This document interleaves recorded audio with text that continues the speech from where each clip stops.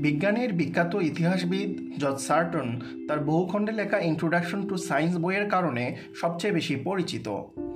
এই বইয়ে তিনি বিজ্ঞানের ইতিহাসকে কয়েকটি ভাগে ভাগ করেছেন।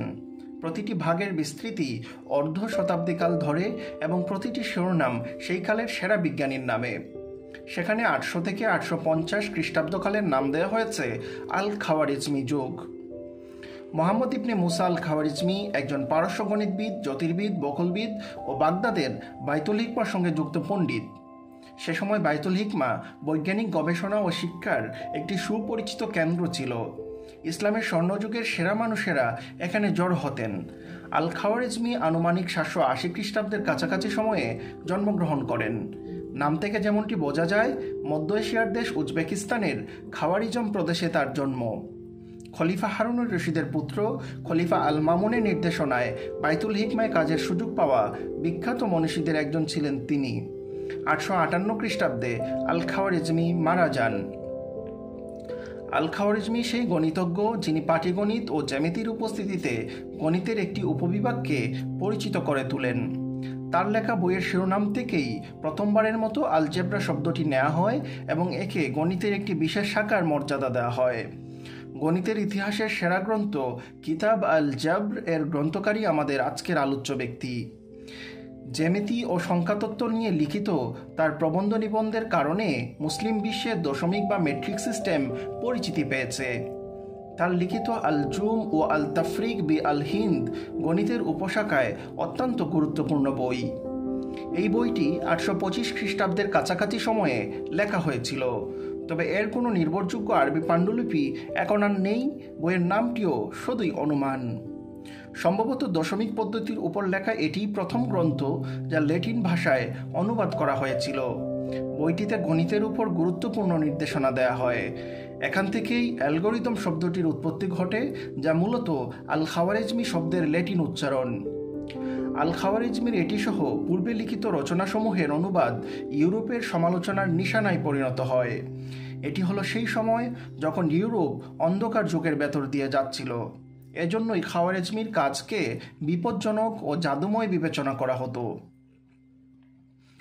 বীজগণিত নিয়ে লিখিত গ্রন্থটি তার সেরা কাজ ছিল নিঃসন্দেহে।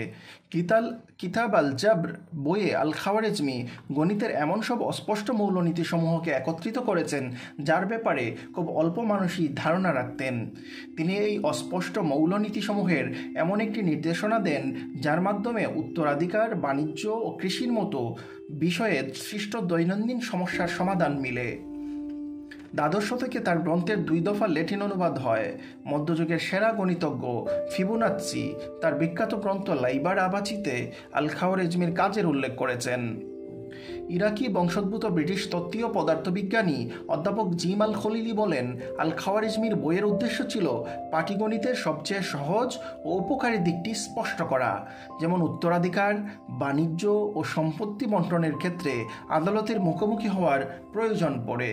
এছাড়া পরস্পরের লেনদেনের ক্ষেত্রে জমির পরিমাপ, খাল খনন, জিওমেট্রিক কম্পিটিশন ও এই ধরনের অন্যান্য প্রয়োজনে গণিতের দরকার পড়ে।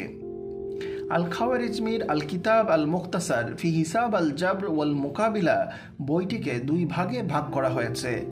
গবেষক জিম আল খলিলি বলেন, একজন তাত্ত্বীয় পদার্থবিজ্ঞানী হিসেবে প্রথম অংশে তার জন্য অত্যন্ত আকর্ষণীয় উপাদান রয়েছে।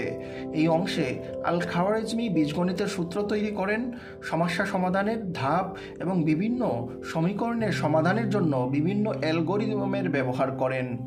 প্রতিটি সমীকরণের সঙ্গে তার সমাধানের সচিত্র প্রমাণ রয়েছে। আজকাল বীজগণিতের যেসব বই পাওয়া যায়, এই বইটি ছিল তার থেকে একেবারেই আলাদা।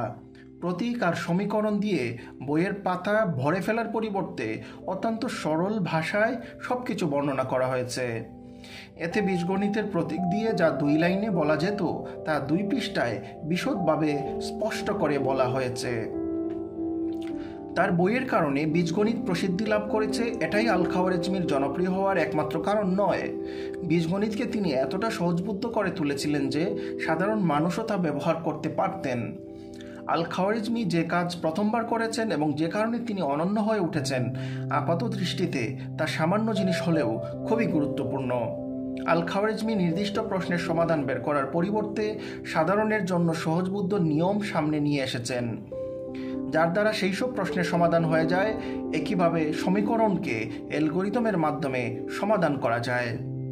এভাবে আল খাওয়ারিজমি নিশ্চিত করেছিলেন বীজগণিতকে শুধু হিসাব কিতাবে পরিবর্তনের একটি কৌশল মনে না করে একে একটি পৃথক বিষয় হিসেবে দেখা যেতে পারে। ব্যাপারটা যেন এমন হলো, একদিকে আপনি সুনির্দিষ্ট উদাহরণ দিয়ে তা থেকে অন্যান্য সমাধান বের করা পাঠকের উপর ছেড়ে দিলেন, যেন একই ধাপের অন্যান্য সমস্যার সমাধানও এই সূত্র দিয়ে পাঠক বের করে আনতে পারেন। অন্যদিকে আল খাওয়ারিজমি সমস্যার এই ধাপটি সর্বসাধারণের বোধগম্য ভাষায় খোলাসা করে দেন। নিঃসন্দেহে তিনি এরপর সুনির্দিষ্ট সংখ্যা দিয়ে সেটি আরও বিশদভাবে ব্যাখ্যা করেন, কিন্তু যে পদ্ধতিতে তিনি সমাধান বের করে আনেন তা সর্বসাধারণের জন্য সহজবোধ্য বলে বিবেচিত হয়। নবম শতাব্দীর দ্বিতীয় দশকে খলিফা আল মামুন জ্যোতির্বিজ্ঞান নিয়ে গবেষণার জন্য বাগদাদে মানমন্দির স্থাপন করেন। এর 1 বা 2 বছর পর গ্রিক জ্যোতির্বিদ্যার সমালোচনামূলক পরীক্ষা নিরীক্ষা শুরু হয়। এ সময় আল খাওয়ারিজমির নেতৃত্বে বেশ কয়েকজন গবেষক মিলে চাঁদ ও সূর্যের উপর কয়েকটি প্রামাণ্য পর্যবেক্ষণ উপস্থিত করেছিলেন। এ সময়ে একই অবস্থানে থাকা 22টি তারার অক্ষাংশ এবং দ্রাঘিমাংশের একটি টেবিল বানানো হয়। এ সময়ে আল মামুন কাসিউন পাহাড়ের ঢালে আরেকটি মানমন্দির নির্মাণের নির্দেশ প্রদান করেন। এখান থেকে দামেস্ক শহরটি পরিষ্কার দেখা যেত। এই মানমন্দির নির্মাণের উদ্দেশ্য ছিল আরও গুরুত্বপূর্ণ তথ্য উপাত্ত সংগ্রহ করা।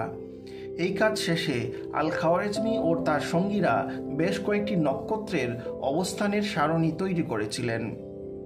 এই পণ্ডিতদের হাতে আরেকটি বড় প্রকল্প শুরু হয়েছিল, যা এর চেয়েও গুরুত্বপূর্ণ।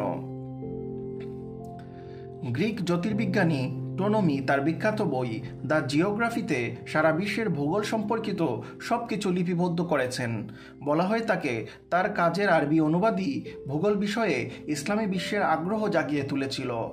আল মামুন তার পণ্ডিতদের বিশ্বের নতুন মানচিত্র তৈরির নির্দেশ দেন। টনমির তৈরি মানচিত্রে মক্কা মুকাররমা বা রাজধানী বাগদাদের মতো বিশ্বের গুরুত্বপূর্ণ ইসলামী শহরগুলো অন্তর্ভুক্ত ছিল না। টনমির সময়ে মক্কা এতটা গুরুত্বপূর্ণ ছিল না, আর বাগদাদের তো তখন কোনো অস্তিত্বই ছিল না। আল খাওয়ারিজমি ও তার সহকর্মীরা এই 2 শহরের মাঝের দূরত্ব পরিমাপের সিদ্ধান্ত নেন। এজন্য তারা চন্দ্রগ্রহণের সময় পরিমাপ করেন এবং পরিসংখ্যান নেন। তারা সেই প্রাচীনকালে এই 2 শহরের মাঝে যে দূরত্ব বের করে এনেছিলেন তা বর্তমান সময়ের পরীক্ষা নিরীক্ষা ও হিসাব অনুযায়ী 2% চেয়ে কম ভুল ছিল। এরপর তারা অন্যান্য গুরুত্বপূর্ণ শহরের সেই অক্ষাংশ বের করে আনার চেষ্টা করেন, যা দিয়ে শহরের কেন্দ্রবিন্দুর অবস্থান নির্ধারণ করা যায়। তাদের মানচিত্রে আটলান্টিক মহাসাগর ও ভারত মহাসাগরকে উন্মুক্ত জলপথ হিসেবে দেখানো হয়, স্থলাবদ্ধ সমুদ্র নয়, যেমনটা টোনমি তার বইতে উল্লেখ করেছিলেন। আল খাওয়ারিজমি তার সুরাত আল আর্দ বা পৃথিবীর চিত্র বইয়ের মাধ্যমে ইসলামী বিশ্বের প্রথম ভূগোলবিদ হওয়ার গৌরব অর্জন করেন। এই গ্রন্থটি 833 খ্রিস্টাব্দে লিখিত আকারে পূর্ণতা পায়। বছরটি খলিফা আল মামুনের মৃত্যুরও বছর। আল খাওয়ারিজমির এই গ্রন্থে 500 শহরের অক্ষাংশ ও দ্রাঘিমাংশের সারণী স্থান পায়। গ্রন্থটিতে বিভিন্ন স্থানকে শহর, নদী, পাহাড়, সাগর এবং দ্বীপে ভাগ করা হয়েছে। প্রতিটি সারণীতে স্থানগুলোকে দক্ষিণ থেকে উত্তরে সাজানো হয়েছিল।